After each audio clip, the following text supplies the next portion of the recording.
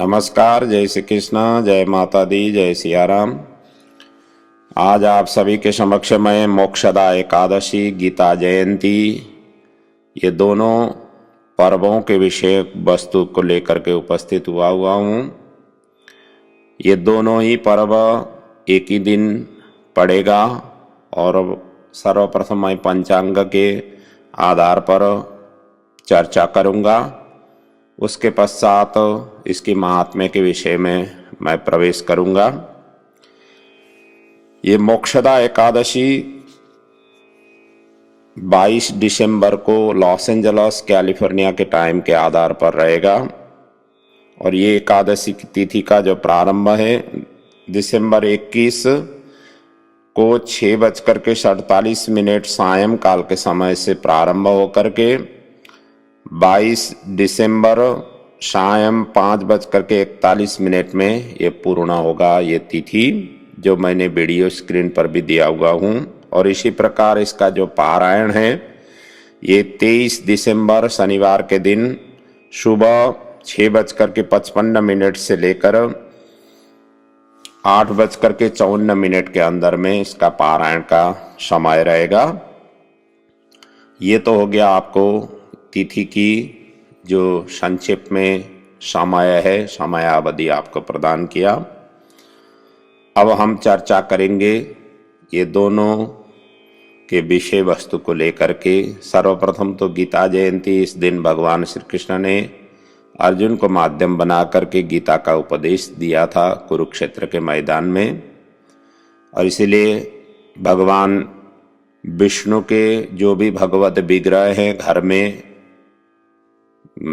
सुबह जो है ना पूजा अर्चना करते समय गीता मैया को भी रख करके उनकी भी पूजा अर्चना करें। बन सके तो उस दिन गीता का पाठ करें, पारायण करें और जितना बन सके उस दिन के लिए भगवान विष्णु की पूजा अर्चना के सहित स्तोत्र मंत्रों का आराधना उपासना करते हुए गीता जी की भी उतना ही आराधना पाठ करने का विशेष महत्व रखता है।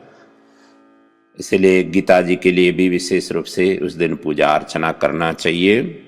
भगवान विष्णु की कोई भी विग्रह हो घर में जो आप नित्य सेवा आराधना करते हैं, शालिग्राम और लड्डू गोपाल से लेकर जो भी भगवान विष्णु के राम परिवार, लक्ष्मी नारायण, राधा कृष्ण कोई भी स्वरूप हो, उनको विशेष रूप से फोटो आदि है तो उनको पहुँच करके सुंदर तिलक अर्पण करते हुए पुष्प, गंधा, अक्षता, धूप, दीप, नैवेद्य आदि अर्पण करते हुए मनाना चाहिए। यदि मूर्ति को अभिषेक कर सकते हैं तो पंचामृत, गंगाजल, तीर्थजल या शुद्ध जल से अभिषेक करते हुए सुंदर वस्त्र आदि उनको पहना करके विशेष रूप से गंधा, अक्षता, पुष्प, धूप, दीप, नैवेद्य आदि अर्पण करना चाहिए। व्रत के दरमियान में हम सभी जानते हैं कि व्रतों में फलाहार आदि ग्रहण करने का विधान है, लेकिन वहीं पर उपवास में कुछ भी खाया नहीं जाता है। आप व्रत रख रहे हैं तो फल आदि लेकर के व्रत जैसे आप करते आ रहे हैं उस तरीके से करते हुए यापन करना चाहिए। तो ये तो हो गया आपको उस दिन गीता मैया के साथ में भगवान विष्णु के विग्रहों को विशेष रूप से पूजा अर्चन करने का प्रक्रिया और स्वरूप। और सायंकाल के समय में बन सके तो भगवान की सेवा आराधना करने के पश्चात हो सके तो रात्रि को जागरण करें और दूसरे दिन जो पारायण का समय है उस समय जा करके उद्यापन करें। यदि समय नहीं हो तो जितना बन सके सायंकाल के समय में धूप, दीप, नैवेद्य, गीता मैया की भी आरती सुबह भी करें, शाम को भी करें और भगवान विष्णु की भी जो नित्य आप आरती आदि पूजा अर्चना करते हैं उस तरीके से करना चाहिए। अब ये इस एकादशी को मोक्षदा एकादशी क्यों कहा गया है? मोक्ष शब्दों से ही हम सभी विदित हैं कि इस एकादशी को करने से मोक्ष की प्राप्ति होगी, आवागमन का चक्करों से हम निवृत्त हो जाएंगे। यही इस एकादशी का महत्व है। यहाँ पर एक बैखानस करके कोई राजा हुए जिन्होंने स्वप्नों में अपने पूर्वज नरक में पड़े हुए उनको दिखाई दिया, और जिसके कारण से उन सुबह उठ करके अपने गुरु पुरोहित, जो भी राज घराने के जो भी गुरु पुरोहित से ब्राह्मण थे, उन सभी को बुला करके उन्होंने स्वप्न की बात रखी।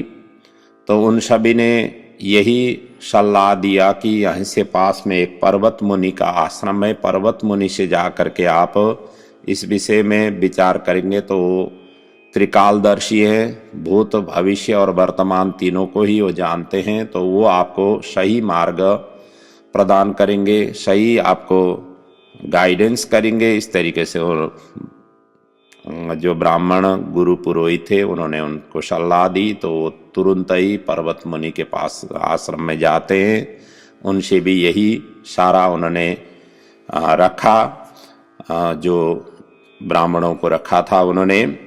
तो पर्वत मुनि ने कुछ देर ध्यानस्थ होकर के उन्होंने उत्तर दिया कि हे महाराज, आप मोक्षदा एकादशी को यदि व्रत पारायण करेंगे तो आपके सभी पितरों का उद्धार होगा, इसको विधि पूर्वक आप करिए, इसी से ही आपका कल्याण, आपके पितरों का कल्याण होगा, अपने पूर्वजों का कल्याण होगा। इस तरीके से उन्होंने समझाया।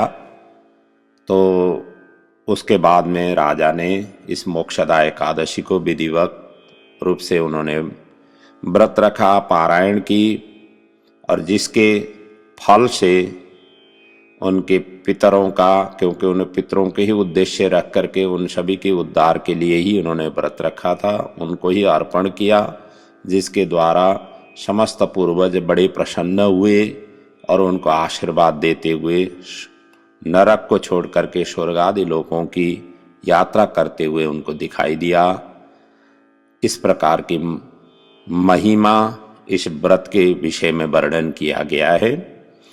तो इससे यही हमें लक्षित होता है कि इस व्रत को करने से मोक्ष की प्राप्ति होगी, अपना ही नहीं अपने पूर्वजों की, जो भी आपने पूर्वज हुए हैं उन सभी का यदि नरक में वास हो तो इस एकादशी के पारायण से, विधि विधान से करने से उन सभी का मुक्ति हो जाता है। ये बात इस एकादशी की महत्व में वर्णन किया गया है। तो इसलिए निष्ठापूर्वक श्रद्धा भक्ति भाव से इस व्रत को, पारायण को करना चाहिए, और यही आप सभी तक पहुंचाना था। आशा है इससे लाभान्वित होते हुए आप अपने जो नित्य सेवा, आराधना, उपासना, व्रत आदि करते हैं, अनुष्ठान आदि करते हैं, उनके लिए सहायक सिद्ध हो। और इन्हीं शब्दों के साथ मैं भी आप सभी से विदा लेता हूँ। आप सभी को जय श्री कृष्ण, जय श्री राधे, जय सिया राम।